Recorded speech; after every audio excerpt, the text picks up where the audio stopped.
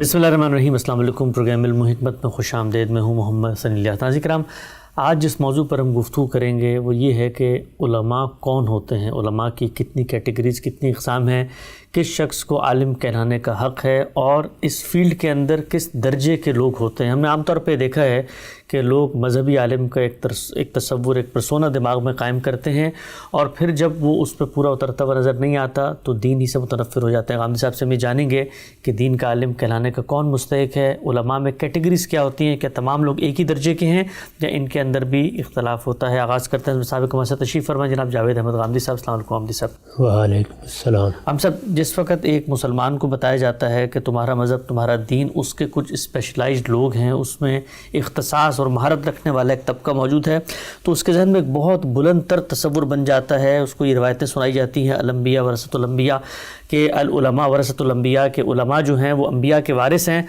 پھر جب وہ دیکھتا ہے ایک مسجد کے مولوی صاحب کو ایک یوٹیوب پہ بیٹھے ہوئے کسی عالم کو، کسی مناظر کو گفتگو کرتے ہوئے، تو وہ حیران پریشان ہو جاتا ہے کہ اگر دین کا عالم یہ ہے تو پھر جو تصور اس کے ذہن میں دین کا عالم کا تھا وہ کیا ہونا چاہیے. مجھے بتائیے گا کہ دین کے علماء کون لوگ کہلائے جا سکتے ہیں اور ان کے اندر کیا تقسیم ہے. اس میں سب سے پہلے تو یہ جاننا چاہیے کہ دین کا عالم بننا یہ کیا کوئی مذہبی ضرورت ہے؟ ہمارا دین ہے، انبیاء علیہ السلام نے وہ دین دیا ہے.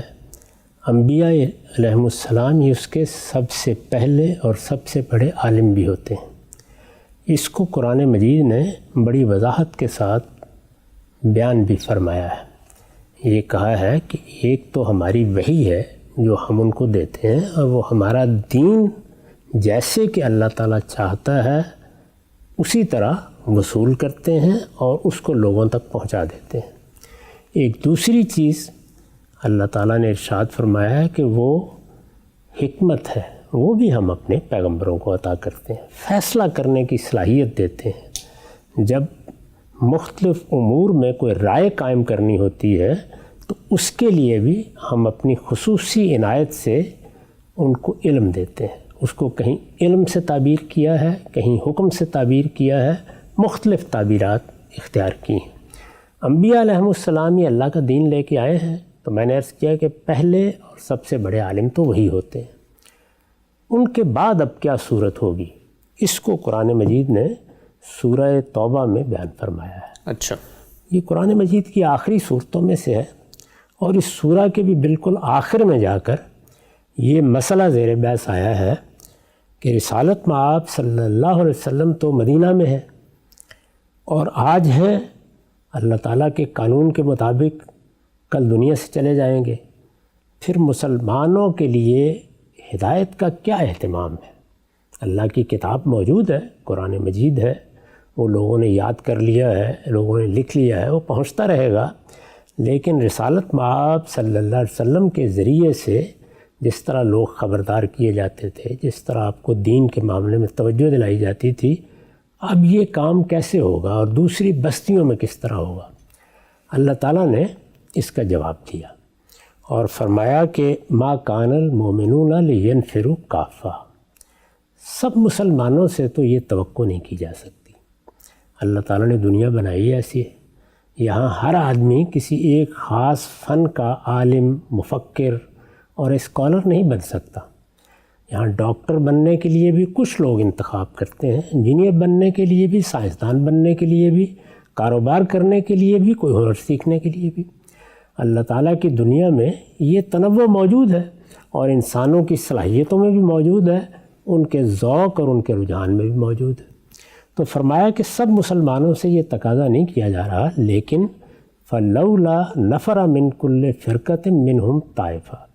یہ جو گرد و پیش کی بستیاں ہیں، دور دراز کے علاقے ہیں، یہاں قبیلے آباد ہیں، قومیں آباد ہیں.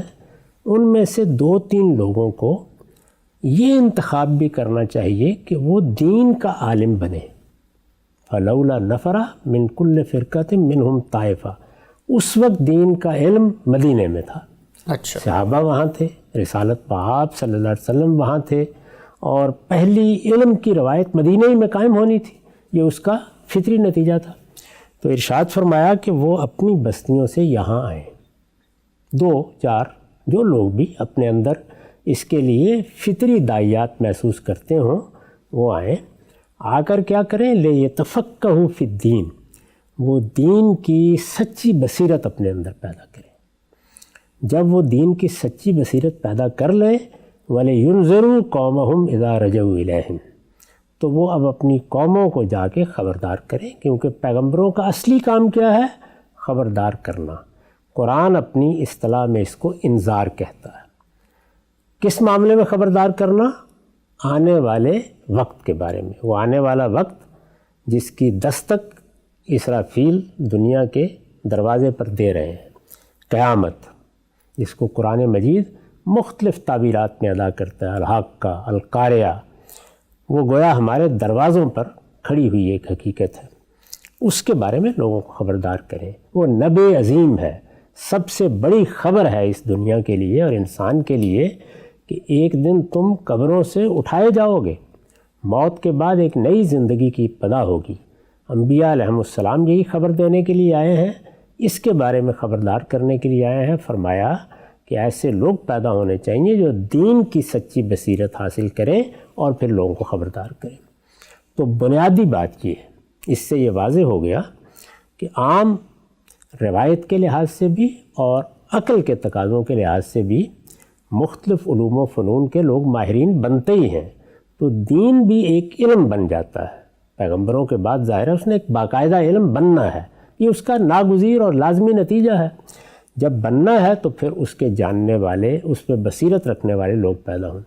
تعبیر دیکھیے کتنی اچھی اختیار کی ہے، لیتفقہوا فی الدین، یعنی دین تو پیغمبروں نے دے دیا، اس میں سمجھ پیدا کرنا، اس میں فہم پیدا کرنا، اس میں بصیرت پیدا کرنا، اس کی انڈرسٹینڈنگ پیدا کرنا۔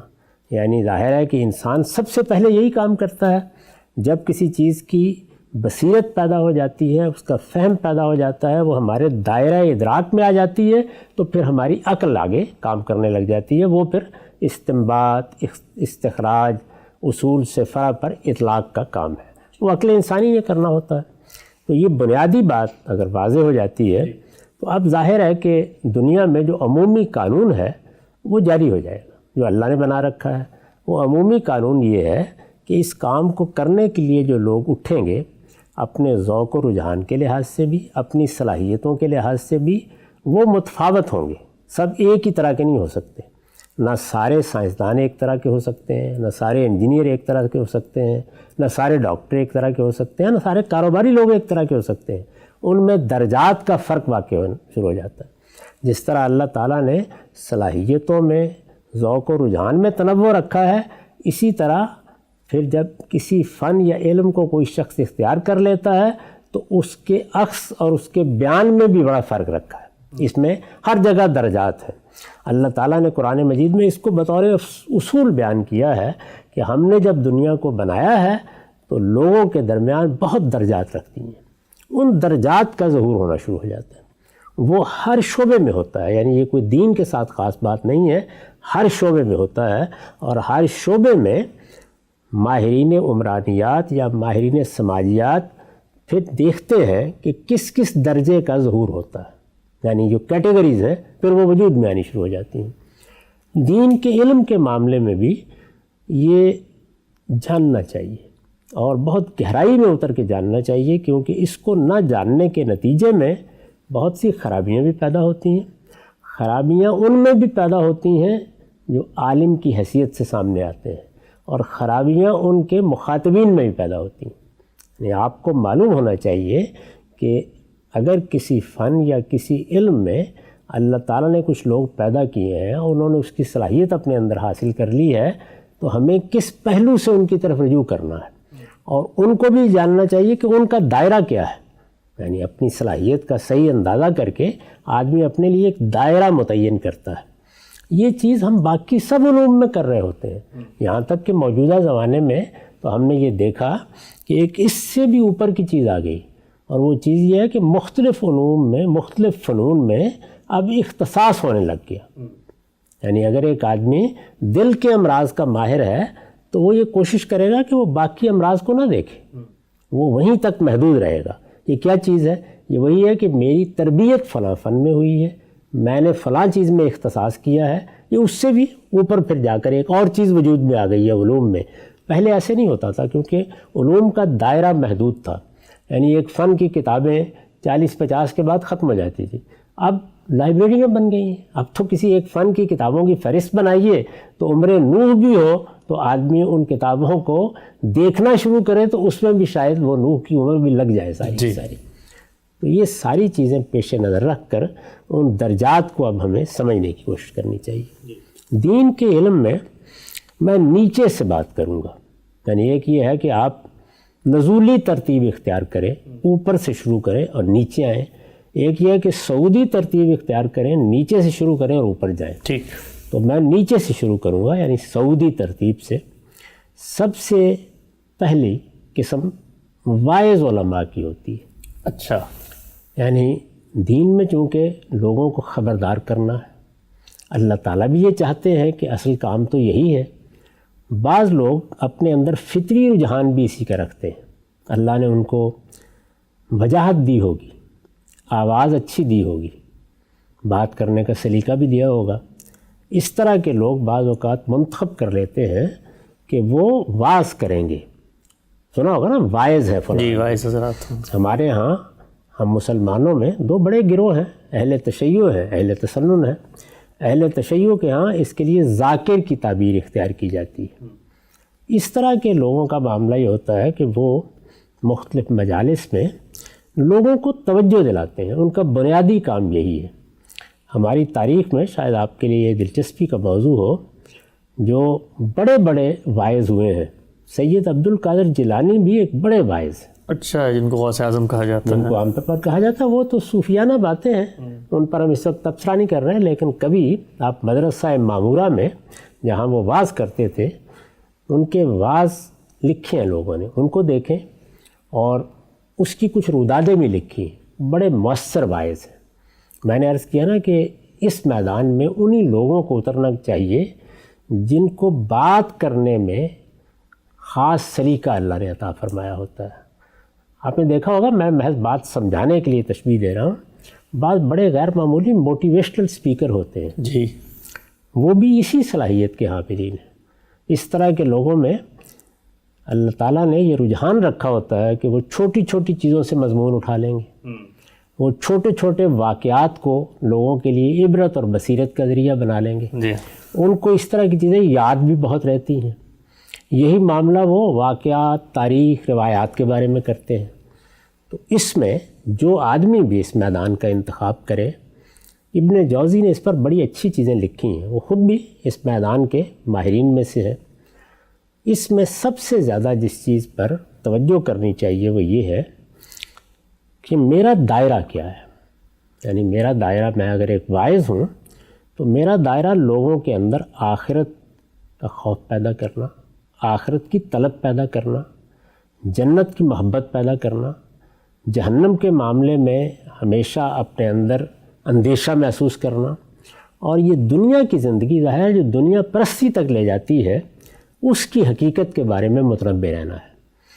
تو ایک واعظ کی حیثیت سے دائرہ بھی یہی ہونا چاہیے، یعنی وہ اگر بات کرے تو اپنے آپ کو اس دائرے تک محدود رکھے۔ چنانچہ جتنے واعظین اچھے اعلیٰ درجے کے واعظین ہوئے ہیں، یعنی جن پر انگلی رکھنا مشکل ہے یا جن کی بات سننے کے لیے بڑے بڑے اہل علم بھی چلے جاتے رہے ہیں، وہ واعظین اصل میں اسی صلاحیت اور اسی دائرے میں بات کرنے والے لوگوں میں سے۔ ان کی بات میں تاثیر ہوتی ہے، وہ اپنی بات پہنچاتے ہیں تو یوں سمجھ لیجئے کہ ان کے قلب کی رقت، ان کی طبیعت کی نرمی اور ان کی یہ صلاحیت کہ وہ چھوٹی چھوٹی باتوں سے بڑا مضمون پیدا کر کے بنیادی دینی حقائق کی طرف توجہ دلاتے ہیں۔ بنیادی دینی حقائق بالکل متفق علیہ ہیں، یعنی ان میں نہ کسی تحقیق کی ضرورت ہے اور نہ کسی اختلاف کا کوئی امکان ہے۔ بنیادی دینی حقائق سے مراد کیا ہے؟ یعنی مثال کے طور پر توحید پر بات کرنی۔ اللہ تعالیٰ کی کتاب موجود ہے، آیتیں پڑھتے چلے جائیے، ختم نہیں ہوگی آپ کی زندگی میں جن میں توحید بیان کی گئی۔ ٹھیک، رسالت میں آپ صلی اللہ علیہ وسلم کی احادیث میں بھی آپ توحید کے مضامین جہاں جہاں بیان ہوئے ہیں ان کو اکٹھا کر لیں، آپ کے پاس ایک بڑا ذخیرہ موجود ہو۔ آثار صحابہ میں بہت چیزیں ہیں جن میں توحید کو بیان کیا گیا ہوگا. اسی طرح واقعات، بعد کے لوگوں کی بعض چیزیں، وہ بھی اس باب میں بڑی قیمتی چیزیں ہوتی ہیں ہمیشہ. دوسری چیز کیا ہے؟ اللہ تعالیٰ کے پیغمبروں کی ضرورت کی طرف توجہ دلائی جائے. ظاہر ہے کہ ایمانیات میں اس کی بڑی غیر معمولی قدر و قیمت ہے. پیغمبروں کی طرف انسان اپنی فطرت کے لحاظ سے ایسا واقع ہوا ہے کہ وہ اشخاص سے متعلق ہو جاتا ہے. کسی نے کسی پیر کا انتخاب کر لیا، کسی نے کسی شیخ کا انتخاب کر لیا، کسی نے کسی سیاسی رہنما کو اپنا دیوتا بنا لیا. یہ سب انسان کے ساتھ ہوتا ہے. اس میں پیغمبروں کی کیا حیثیت ہے؟ پیغمبر اللہ نے کیوں بھیجے ہیں؟ پیغمبر کیا خدمت انجام دیتے ہیں؟ اس کا ایک واعظ میں بڑا صحیح شعور ہونا چاہیے. اور یہ بات بھی متفق علیہ ہے، یعنی اس میں بھی کوئی امکان نہیں ہے کہ کوئی بڑی تحقیق کرنی ہے یا اور اس طرح کا معاملہ کرنا ہے. اس مسلمان امت میں پیغمبروں کا تصور بالکل متفق علیہ ہے. ہر آدمی اس سے واقف. آخرت جو سب سے بڑا مضمون ہے، یعنی واعظ کے لیے سب سے اہم اور سب سے بڑا مضمون وہ آخرت ہے. آخرت کے بارے میں متنبہ کرنا. ایسا ہونا چاہیے کہ جب بھی ایک واعظ کسی واعظ کی مجلس میں آئے تو سب سے بڑھ کر جو چیز وہ حاصل کرنے کی کوشش کرے وہ یہ ہے کہ لوگ اٹھیں تو وہ دنیا پرستی سے اجتناب کا عزم لے کے اٹھیں. اس میں مجھے کہنے کی اجازت دیجیے کہ خود اس واعظ کے ہاں بھی تاثیر اسی وقت پیدا ہوگی جب وہ آخرت کو اپنی زندگی میں ایک حقیقت مانتا ہو. تو آخرت ایک حقیقت ہے، خود واعظ کی اپنی زندگی اس کا نمونہ بھی ہے، اور وہ لوگوں کے اندر اس کی طلب بھی پیدا کرتا ہے. اس میں بعض اوقات جنت کی تصویریں کھینچنی پڑتی ہیں، بعض اوقات جہنم کے بارے میں بھی ڈرانا پڑتا ہے. اس میں بھی اللہ تعالیٰ نے کسی دوسری چیز کی طرف التفات کی گنجائش نہیں رکھی. یعنی جہنم کی تصویریں بھی قرآن مجید میں متعدد مقامات پر بیان ہو گئی ہیں، اور جہنم کی بھی. اسی طرح آخرت کے احوال کیا ہوں گے، محشر میں کیا ہوگا، اس کو بھی بیان کر دیے. اسی ذیل کی ایک چیز آثار قیامت بھی ہے، ان کو بھی روایتوں میں بیان کر دیا گیا ہے. رسالت مآب صلی اللہ علیہ وسلم نے انہیں بیان فرمایا ہے. ان کی تفصیلات بھی بڑی حد تک آپ کو مل جاتی ہے. وہ آثار صحابہ میں بعض چیزیں آ گئی ہیں. تو یہ موضوعات بنیادی موضوعات ہیں. ان بنیادی موضوعات کے بعد آپ کو سب سے بڑھ کر ایک واعظ کی حیثیت سے جن چیزوں کی طرف توجہ دلانی چاہیے وہ اخلاقی تطہیر ہے. یعنی دین میں جو ایک بہت بڑا شعبہ ہے، بلکہ سب سے زیادہ کمزوری بھی اسی میں آتی ہے، وہ یہ کہ ہمارے اخلاق کیا ہیں. اخلاق کس چیز کا نام ہے؟ خلق کے ساتھ ہمارا معاملہ کیسا ہے، خالق کے ساتھ ہمارا معاملہ کیسا ہے. معاملہ کیسے کرتے ہیں؟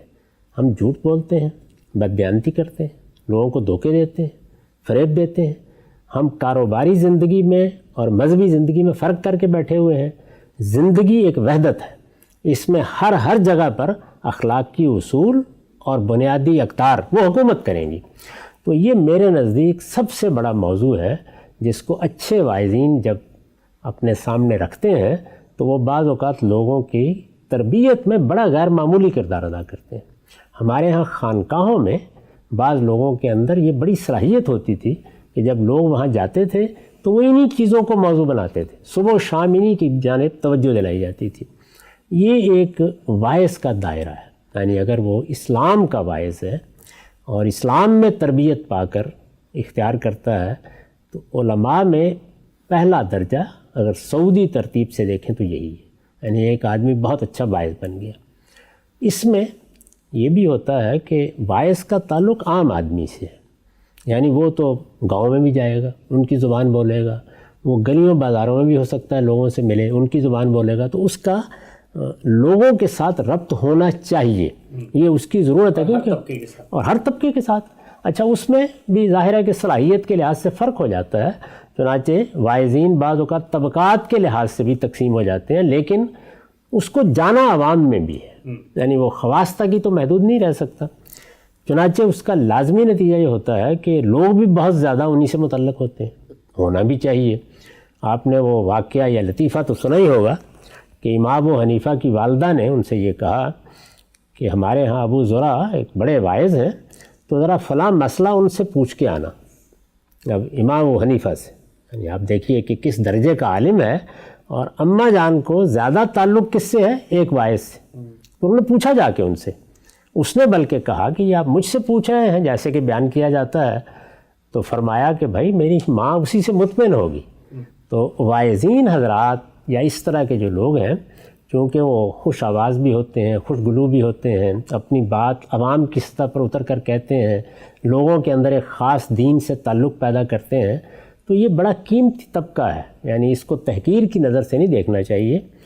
تاہم جو لوگ بھی اس میدان میں اتریں، جس طرح کہ میں نے عرض کیا، ان کے موضوعات یہ ہیں، وہ ان موضوعات سے اگر تجاوز کریں گے اور ان میں جو کانٹینٹ وہ استعمال کر رہے ہیں وہ رتب و یابس اٹھا کے لے آئیں گے. غلط قصے، واقعات، ادھر ادھر کی باتیں، موضوع روایتیں اگر اٹھا کے لے آئیں گے تو بڑی گمراہی کا باعث بن جائیں گے. تو ان کے لیے دو چیزیں ناگزیر ہیں، لازم ہیں کہ وہ ان کو ملحوظ رکھیں. ایک یہ کہ وہی بات بیان کریں جو مستند ترین طریقے سے ان تک پہنچتی ہے. یعنی واقعہ اٹھانا ہے، تاریخ سے اٹھانا ہے، تمثیل کے انداز میں کوئی بات کرنی ہے، اس سے فرق نہیں پڑتا کوئی.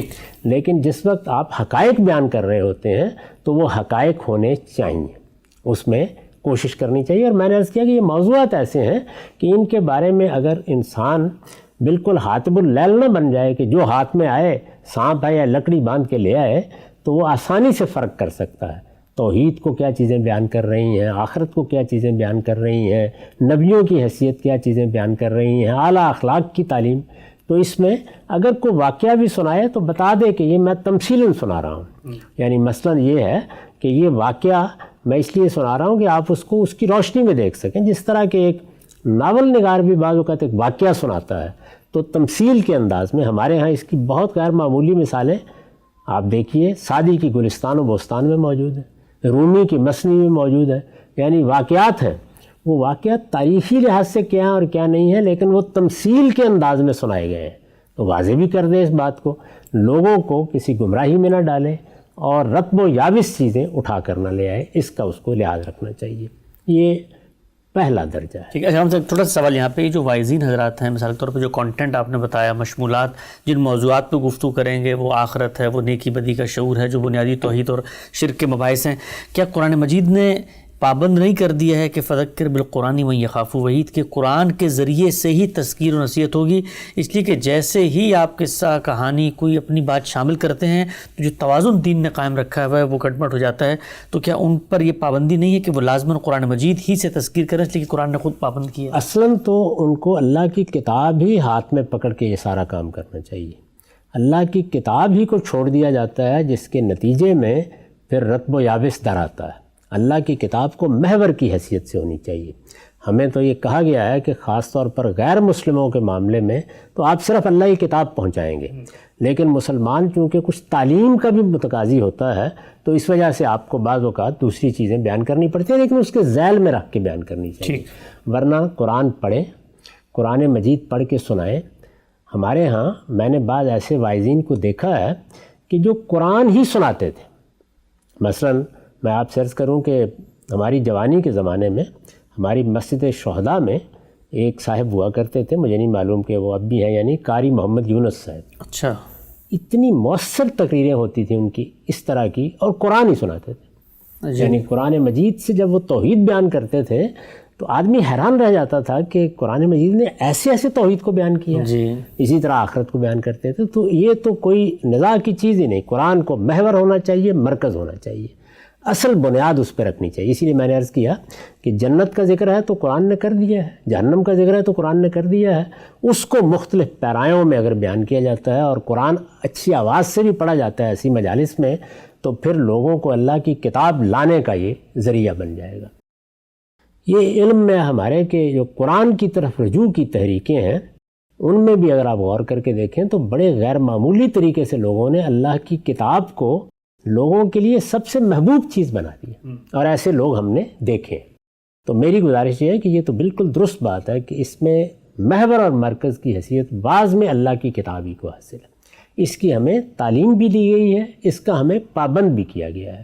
یہ کتاب ہے جس کو آپ جتنا زیادہ مختلف پیرایوں میں پڑھیں گے، اس کی شرح و وضاحت اپنی تقریر میں کریں گے، اسی کو بنیاد رکھیں گے، اس کی آیتیں پڑھیں گے، ان آیات میں جن واقعات کا حوالہ دیا گیا ہے انہی تک اپنے آپ کو محدود رکھیں گے تو اس سے بڑی تو کوئی سعادت نہیں ہو سکتی۔ لیکن اگر کہیں ضمناً کوئی چیز بیان کرنی پڑے، جس کو میں نے کہا کہ تمثیل کے طریقے پر، تو بتا دیں کہ میں بات سمجھانے کے لیے ایک مثال دے رہا ہوں، تاکہ دائیں بائیں کی چیزیں جس طرح لوگوں کو بتا دی جاتی ہیں اور پھر وہ ان کو اپنے ایمان کی چیزیں بنا لیتے ہیں۔ ان کے یہاں ایسی چیزیں ہوتی ہیں جن سے دائیں بائیں ہونا دین سے نکل جانا بن جاتا ہے، تو اس میں متنبع رکھیں اللہ کی کتاب، اور اس کے بعد اگر کسی چیز کو بیان کرنا ہے تو وہ رسالت میں آپ صلی اللہ علیہ وسلم کی مستند احادیث، یعنی وہ بھی ظاہر ہے کہ اسی کے ذیل کی چیزیں ہیں، ان کو بیان کریں۔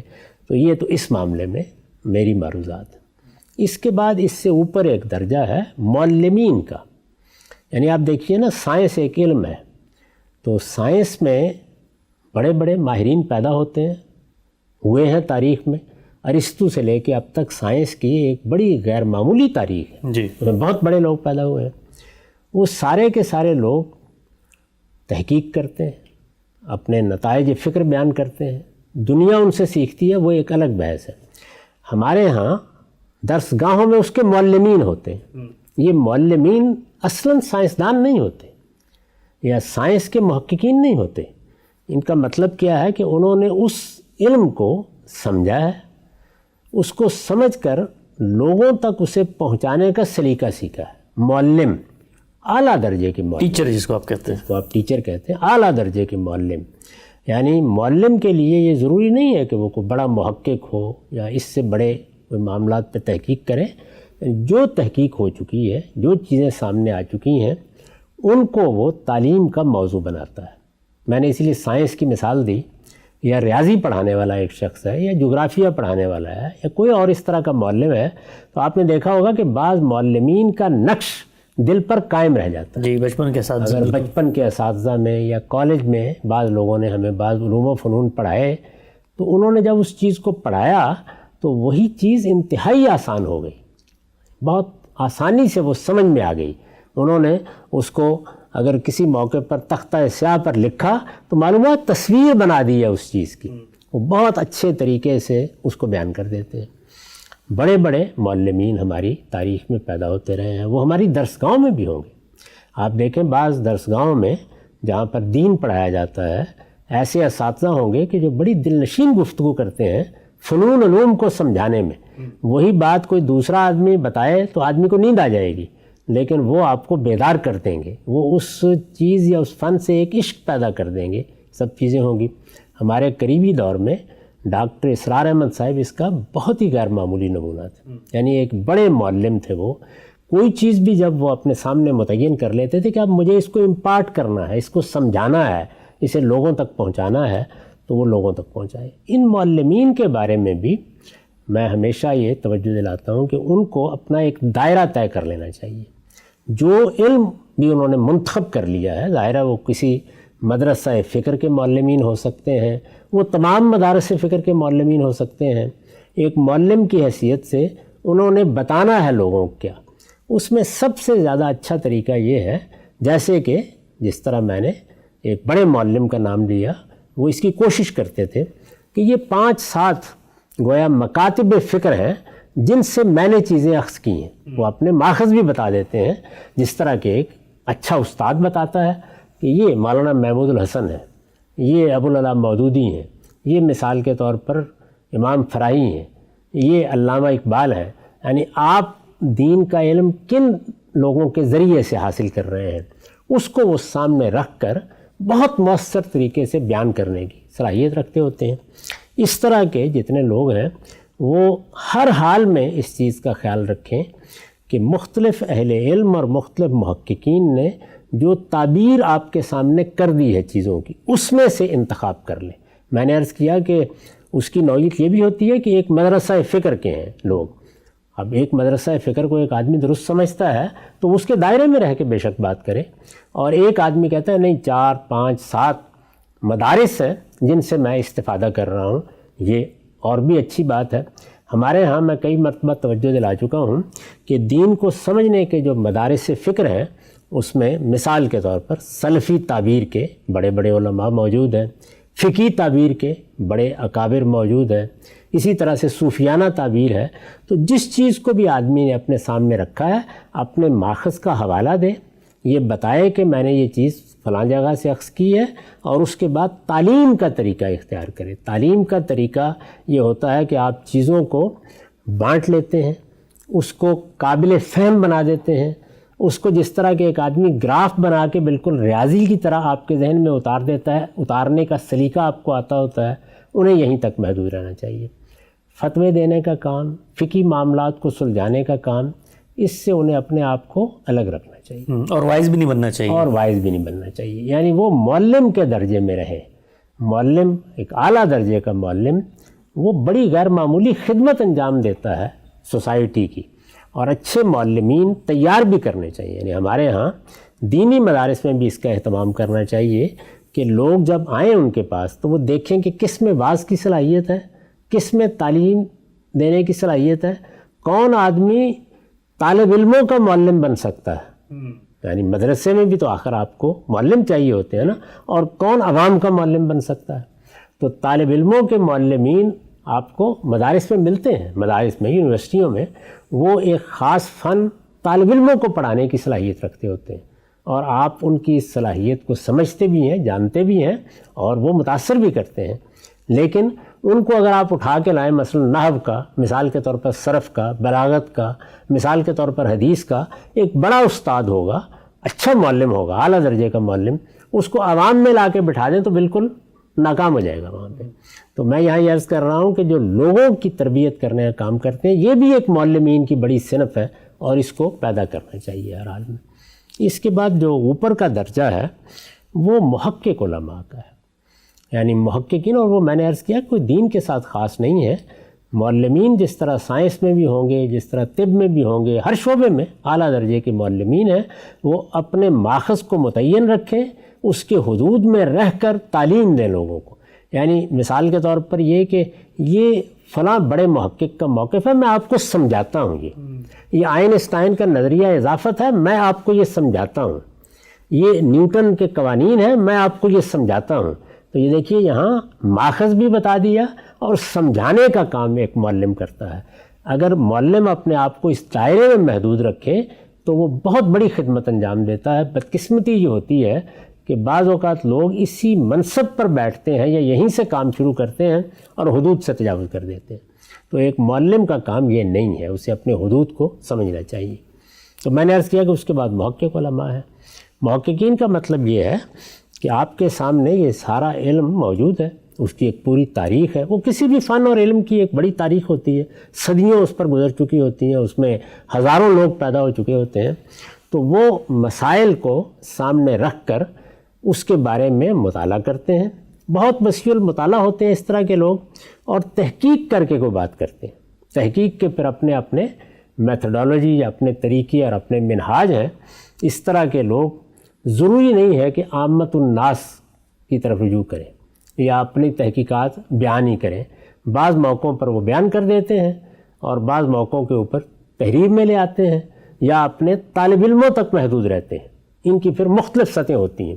ہر آدمی اندازہ کر لیتا ہے کہ میری تحقیقات عوام کے لیے ہیں، میری تحقیقات طالب علموں تک محدود رہنی چاہیے، اہل علم تک محدود رہنی چاہیے. اس میں پھر وہ اپنے لیے میڈیم بھی یا ذریعہ بھی متعین کر لیتا ہے، مجھے لکھنا ہے، مجھے بولنا ہے. اس طرح کے لوگوں سے استفادہ کرنا چاہیے لوگوں کو، لیکن انہی لوگوں کو استفادہ کرنا چاہیے جن کو تحقیق سے دلچسپی ہوتی ہے. وہاں لوگ آپ کے جذبات، احساسات کا خیال نہیں رکھیں گے. معلم اور واعظ تو محدود رہ سکتا ہے، وہ آپ کی رعایت کر سکتا ہے، وہ بہت سے موضوعات کو چھوڑ دے گا، بلکہ اسے چھوڑ دینا چاہیے. ان پر گفتگو نہیں کرنی چاہیے. محقق نہیں چھوڑے. اچھا، اس سے آپ نے کوئی نازک مسئلہ پوچھ کیا، وہ کتابیں کھول کے بیٹھ جائے گا، اور ہو سکتا ہے کہ کسی چیز کو بالکل ادھیڑ کر رکھے، ہندی کی چندی ہو جائے. لیکن تحقیق کا معاملہ بالکل الگ ہے. تحقیق میں تو آپ جیسے ہی تحقیق کے میدان میں داخل ہوتے ہیں تو دروازے کے اوپر جذبات الگ کر دیتے ہیں. ایک محقق ان کو ساتھ لے کے نہیں چل سکتا. اس میں یہ نہیں ہو سکتا کہ اگر تحقیق کا نتیجہ فلاں نکل آیا تو کیا کریں گے، فلاں نکل آیا تو کیوں کریں گے. وہ تاریخ میں تحقیق کر رہے ہیں، وہ نحو میں تحقیق کر رہے ہیں، وہ صرف میں تحقیق کر رہے ہیں. اس میں ان کے سامنے ایک ہی مقصد ہوتا ہے کہ صحیح بات کو جاننے کا عمل جاری رہنا چاہیے، یہی چیز ہوتی ہے ان کے. تو اس طرح کے لوگ جن علوم و فنون کو اپنا اختصاص بناتے ہیں ان میں بعض اوقات بڑے بڑے حقائق لوگوں کے سامنے رکھ دیتے ہیں. اس میں بہت ادب کے ساتھ یہ عرض کروں گا کہ کوشش کرنی چاہیے کہ اپنا میدان اختصاص متعین کریں. علوم بہت وسیع ہو چکے ہیں، ان کے ضمن میں جو چیزیں وجود میں آئی ہیں وہ بھی اصل میں اب گنی نہیں جاتی ہیں. آدمی ہر چیز کا محقق نہیں ہو سکتا. ایک فن یا ایک موضوع کو بھی اگر آپ لے لیں تو بعض اوقات ایک زندگی اس کے لیے ناکافی ہوتی ہے. یہ ممکن ہے کہ آپ پوری زندگی لگائیں اور چند معاملات پر اس میں بھی کچھ تحقیق کر سکیں. تو تحقیق تقاضا کرتی ہے کہ بعض اوقات ایک موضوع کو لے کر بھی آپ بیٹھ گئے ہیں تو اسی میں 10-20 سال گزر گئے. تو اس وجہ سے اس میں زیادہ اچھا یہ ہے کہ اختصاص کا طریقہ اختیار کیا جائے، اور اختصاص کا طریقہ بھی اس شان کے ساتھ اختیار کیا جائے کہ بس آدمی نے بتا دیا کہ جی میں اس معاملے میں یہ فلاں علم یا فلاں فن سے تعلق رکھتا ہوں، اس میں کوئی بات پوچھنی ہے تو پوچھ لیں. ہمارے ایک بڑے شیخ الحدیث تھے، انہوں نے ایک مرتبہ واقعہ سنایا، مجھے بھی کچھ ان سے استفادے کا موقع ملا ہے. ان کا بڑا نام بھی تھا. وہ جا رہے تھے کہیں ٹرین میں بیٹھے ہوئے، کسی نے کوئی فقہ کا سوال پوچھا، انہوں نے کہا کہ میں نہیں جانتا. کسی نے کوئی تاریخ کا سوال پوچھا تو ان کا میرے علم میں نہیں ہے، آپ فلاں صاحب سے پوچھ لیجیے. تو ان کی شہرت تھی بہت. مخاطبین نے یہ کہا جی آپ تو بڑے عالم ہیں، تو یہ آپ کو کچھ بھی نہیں معلوم. انہوں نے کہا بھائی میں حدیث کا عالم. اچھا، آپ اس کے بارے میں اگر مجھ سے کوئی بات پوچھنا چاہتے ہیں تو ایک محقق ایسا ہی کرتا ہے اور ایسا ہی اس کو کرنا چاہیے. 1 2 4 یعنی چند چیزوں کو متعین کر لے کہ یہ میرے اختصاص کا موضوع ہے. ایک سے زیادہ بھی ہو سکتی ہیں، لیکن یہ میدان ہی ایسا ہے کہ اس میں آپ ہر چیز میں یکساں سطح پر نہیں جا سکتے، اور جن چیزوں میں آپ کی تحقیق نہیں ہے اس میں یہ بتا دینا چاہیے کہ یہ میرے مطالعے میں آئی ہیں، میں ان کو جانتا ہوں. ظاہر ہے مطالعہ تو آدمی بے شمار چیزوں کا کرتا ہے زندگی بھر میں، لیکن میں اس کا محقق نہیں. اس کے بارے میں آپ اس فن کے کسی آدمی سے بات کر لیں.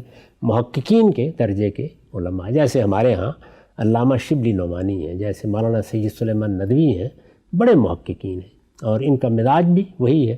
اسی طرح علامہ انور شاہ کشمیری ہے. یہ وہ لوگ ہیں کہ جن کے معاملے کی نوعیت بالکل الگ ہوتی ہے. ان کا بات کرنے کا انداز، ان کا چیزوں میں اترنے کا انداز، بڑے بڑے لوگ اس میں پیدا ہوتے ہیں. ہمارے اس وقت بھی بہت سے لوگ موجود ہوں گے. تو اس درجے کے لوگوں کو اس درجے ہی میں رکھنا چاہیے، انہیں بھی اسی درجے میں رہنا چاہیے. جس وقت عوام کو بھی یہ ضرورت محسوس ہو کہ وہ کوئی تحقیقی نقطہ نظر جانے، تو پھر واعظ حضرات نے اگر کوئی بات دائیں بائیں کی کر دی ہے یا کسی معلم نے اپنا کوئی لام لگا دیا ہے تو اس کو چھوڑ کر اس موضوع کے بارے میں پھر کسی محقق عالم کی تحقیق پڑھنی چاہیے یا کسی محقق عالم سے رجوع کرنا چاہیے اس معاملے میں، کیونکہ وہی آپ کو اس معاملے کے تمام ما لہو اور ما علیہ سے آگاہ کرے گا. یہ کوئی 2-4 کتابیں سامنے رکھ کے بات کرنے کی چیز نہیں ہوتی. یہ دنیا بالکل الگ ہے. اس میں کسی ایک فن میں بھی آپ چلے جائیں تو اس کے منازل اور اس کے مراحل اور اس کے مقامات وہ گنے نہیں جاتے. ایسے ہی سمجھ لینا کہ ہم سبھی سفر کرتے ہیں، جاتے ہیں، دنیا بھر میں چلے جاتے ہیں، لیکن جب ایک سیاح جاتا ہے، حقیقی سیاح، تو وہ کیسی کیسی چیزیں اٹھا کے لے آتا ہے، اسی شہر کے کیسے مقامات آپ کے سامنے رکھ دیتا ہے.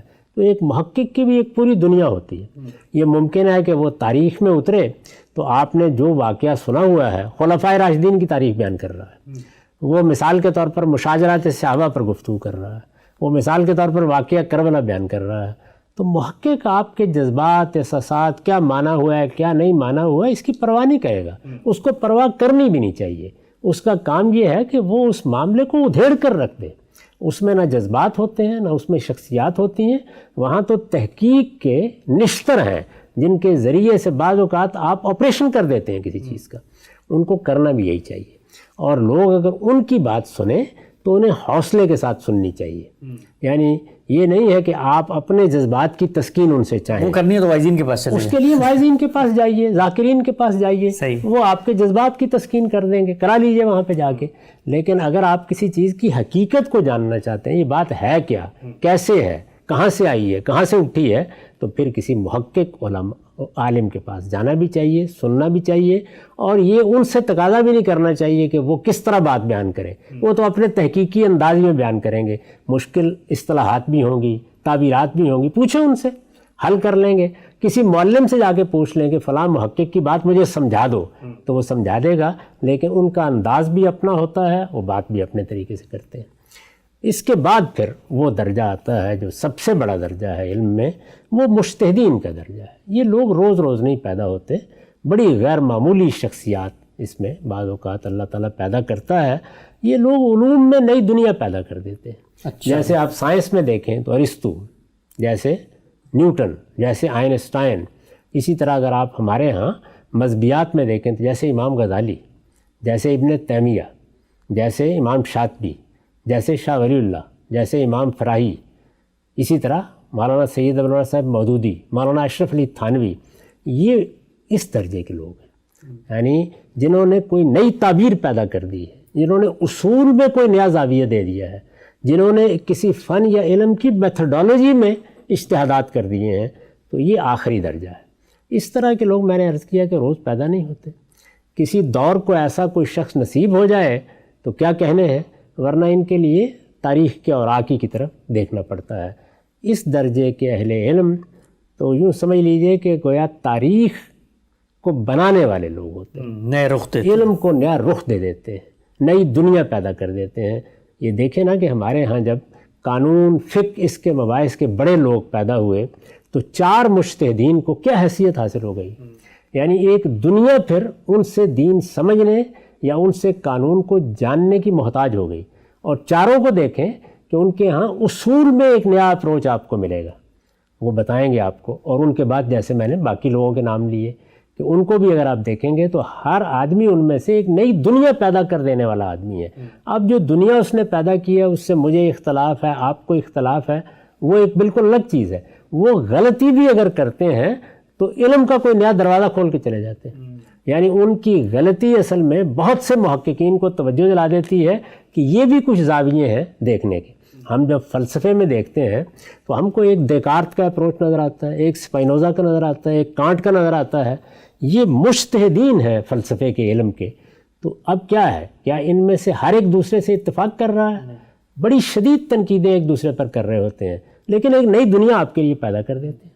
یعنی چیزوں کو ایسے بھی دیکھا جا سکتا ہے، فلاں معاملہ جس کے بارے میں ہم بالکل اطمینان سے بیٹھے ہوئے تھے، نہیں یہ زاویہ نظر بھی ہو سکتا ہے، تو وہ جس موضوع کو اپنے لیے اختیار کر لیں گے، جس موضوع کے بارے میں بھی بات کریں گے، بالکل ایک منفرد زاویہ، ایک دیکھنے کا نیا انداز آپ کو دے دیں گے۔ وہ اصول میں دے دیں گے تو آخری درجے کے مجتہد ہے، اور اگر کسی اصول کے دائرے میں رہ کر کام کریں گے تو جیسے ہمارے ہاں فقہ میں کہتے ہیں نا، یہ مجتہد فی المذہب ہے۔ تو یہ ہر درجے میں لوگ ہوتے ہیں نا، اس میں بھی ہر آدمی ایک درجے کا نہیں ہوتا، بڑے سے بڑے لوگ بھی ہوتے ہیں اور اس میں ذرا نیچے کے درجے کے لوگ بھی ہوتے ہیں، لیکن وہ ہوتے مجتہدین ہی ہیں۔ تو یہ میں نے مختصر تعارف کرا دیا، میرا خیال ہے اس میں بہت سے سوالات ہوں گے، وہ اگر ہوں تو آپ کر سکتے ہیں، لیکن ایک اجمالی تعارف میں نے کرا دیا کہ اس درجے میں علماء ہوتے ہیں، تو ہر درجے کے عالم سے وہی توقع کرنی چاہیے جس درجے کا وہ عالم ہے۔